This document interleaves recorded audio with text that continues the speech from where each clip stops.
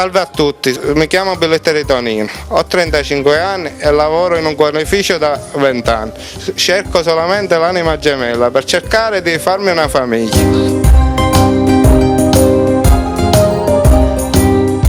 Sono di San Giuseppe Jato, faccio il panettiere, la mattina mi alzo alle 3, finisco alle 2, arrivo a casa, lavoro, preparo tutti i vestiti da sole, preparo a casa quello che c'è da fare. Poi la sera mi piace uscire con gli amici, a ballare, a muovere, a cercare delle ragazze. Fino ad oggi ho avuto la sfortuna di non trovarle. Speriamo che mi auguro di tutto cuore che un giorno vedendo questo video qualcuno si innamorerà di me.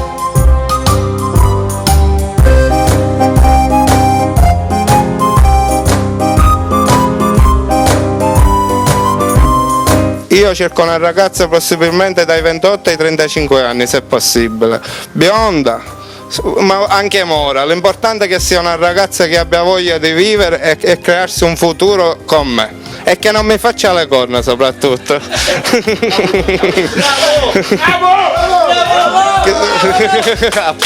applauso.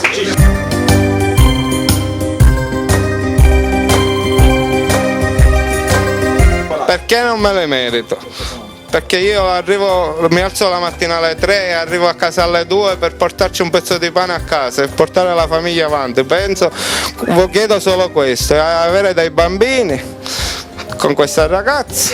Il mio sogno nel cassetto è sposarmi e mettere su famiglia.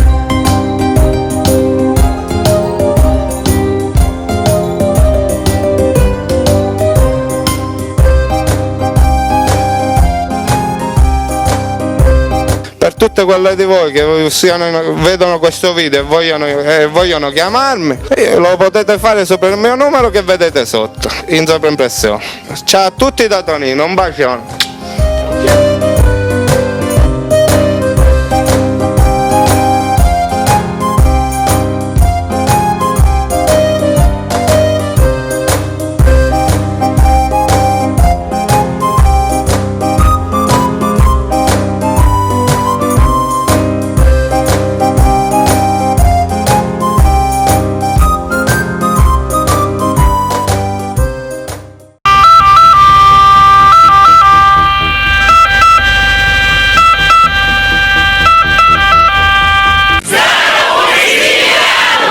Oh yeah!